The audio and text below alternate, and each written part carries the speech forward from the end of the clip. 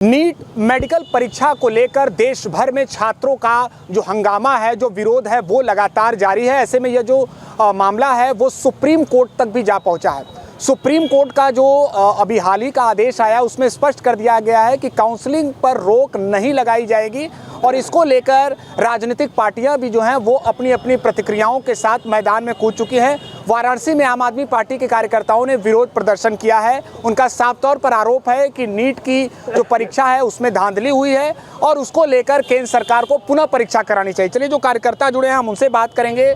क्या कुछ कहना है आप लोगों का नीट परीक्षा को लेकर? नीट परीक्षा को लेकर के हम लोगों का कहना है कि नीट परीक्षा को या तो रद्द किया जाए या पुनर्मूल्यांकन किया जाए, जिससे कि अंधकार में पड़े बच्चों का भविष्य उज्जवल हो सके।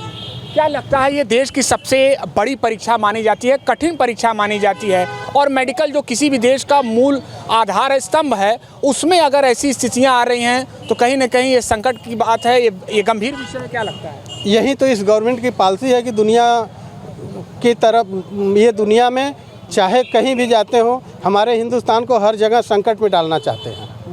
इसलिए ये अभी तक जितने परीक्षाएं हो रही हैं वो लीक हो रही हैं और ये सबसे बड़ी परीक्षा नीट की जो है इसमें भी धांधली हुई है। बताइए कि 720 नंबर 67 बच्चों को एक ही अंक दिया गया, वो भी एक ही कोचिंग से 7-8 बच्चों को दिया गया। दूसरे, अगर कोई प्रश्न कोई बच्चा छोड़ता है तो 4 अंक कम होगा, अगर गलत होता है तो 5 अंक कम होगा। इस हिसाब से उनको 719, 718 ये नंबर समझ में नहीं आता है कि ये कहाँ से दिया गया। आज आप लोगों ने क्या कुछ किया है, प्रदर्शन किया, इसके अलावा जिला प्रशासन के भी से भी कुछ अपनी बातों को रखा है, ज्ञापन सौंपा है? हाँ, हम लोग धरना प्रदर्शन दिए हैं, उसके बाद राष्ट्रपति महोदया को जिला अधिकारी के माध्यम से ज्ञापन सौंपे हैं। क्या कुछ मांग है उसमें मांग है कि या तो परीक्षा को रद्द किया जाए या पुनर्मूल्यांकन किया जाए। चलिए, कुछ अन्य कार्यकर्ता भी हम उनसे बात करेंगे। क्या लगता है, नीट परीक्षा में कहीं कुछ गड़बड़ी हुई है? बिल्कुल, बहुत बड़ी गड़बड़ी हुई है, क्योंकि ये देश की सर्वोच्च परीक्षा है और इससे कितने सारे बच्चों का भविष्य इस पे निर्भर है। कहीं ना कहीं हम डॉक्टर्स को भगवान मानते हैं और अगर हम भगवान को ही गलत, जो कि क्योंकि एक इंसान हमारा भगवान रूपी, साक्षात भगवान तो नहीं आता लेकिन डॉक्टर के रूप में भगवान हमारे पास आता है और जिस तरीके से मूल्यांकन हुए हैं उस हिसाब से देखा जाए तो फिर तो गलत शिक्षा दी जाएगी। और ये कोचिंग माफियाओं का, इससे साफ साफ समझ में आ रहा कि कोचिंग माफियाओं का धंधा जो है बहुत तेज़ी से चल रहा है और 67 बच्चों का जो जिस तरह से नंबर आए हैं वो भी एक ही कोचिंग के आ रहे हैं, तो ये तो पूरा साफ साफ दिख रहा है और इस पर उचित कार्रवाई होनी चाहिए। मांग करते हैं हम सरकार से मांग करते हैं कि सबसे पहले इस परीक्षाओं को निरस्त किया जाए और साथ ही पुनः परीक्षा किया, क्योंकि सरकार लगातार जितनी परीक्षाएं करा रही हैं सब में पेपर लीक हो जा रहा है, जिससे लगता है कि सरकार की मंशा ही यह है कि नौकरियां ना मिले और इसी तरह बेरोज़गार जो फॉर्म भरते हैं जिनका 1000 से 1500 2000 रुपया खर्च होता है, उनका समय खर्च होता है और परीक्षा देने के लिए परेशान होते हैं अनेक ज़िलों में जाके, और उसके बाद जब उनको निराशा हाथ लगती है तो ये कहीं ना कहीं हमें सरकार का भी षड्यंत्र लग रहा है कि सरकार जानबूझ के युवाओं को नौकरी ना देना पड़े और सब चीज़ प्राइवेट की ओर ले जाए, एक साजिश के तहत कार्य कर रही है। चलिए, इसमें तो आप लोगों ने अपने राजनीतिक आरोप प्रत्यारोप को भी ला दिया है, लेकिन सवाल यहाँ पर छात्रों के भविष्य से जुड़ा हुआ है। आप इतनी तपती धूप में धरना प्रदर्शन में शामिल होने के लिए आए थे, क्या लगता है कहाँ गड़बड़ियाँ रह गई, क्या कुछ गलतियाँ हो गई? बेसिक रूप से जो है एनटीए ने परीक्षा लिया, इसको वहीं से गड़बड़ी हुई है।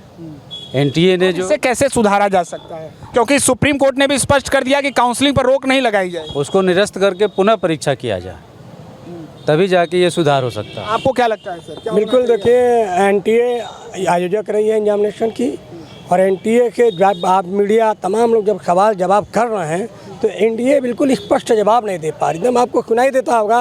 अभी उन्होंने कहा कि हमने जब पूछा कि ये आपने 19 का 18 कैसे नंबर दे दिया, कहते हैं 19, तो वो कह रहे हैं कि हम तो प्रमोट किए हैं, हम उनको वो क्या बोलते हैं गेस्ट मार्क दे रहे हैं।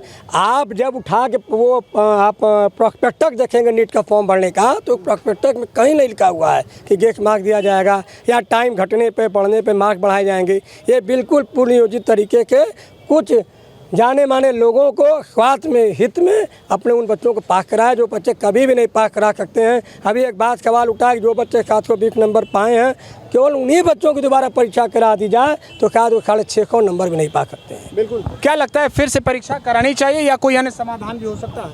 नहीं, इसको तो हम ज़रूर कहेंगे कि जिस प्रकार से पूरे देश में एक हलचल मचा हुआ है कि इस नीट परीक्षा को निरस्त करके पुनर्रूप से पूरे देश में नीट परीक्षाएं कराई जाए, उससे यह स्पष्ट होगा कि जो अच्छे बच्चे होंगे वो निखर के सामने आएंगे। चलिए देखना होगा कि आगे इस मामले में क्या कुछ होता है, लेकिन सुप्रीम कोर्ट ने अपना रुख स्पष्ट कर दिया है कि पुनः जो काउंसलिंग है, काउंसलिंग प्रक्रिया जारी रहेगी, उसमें रोक नहीं लगेगा।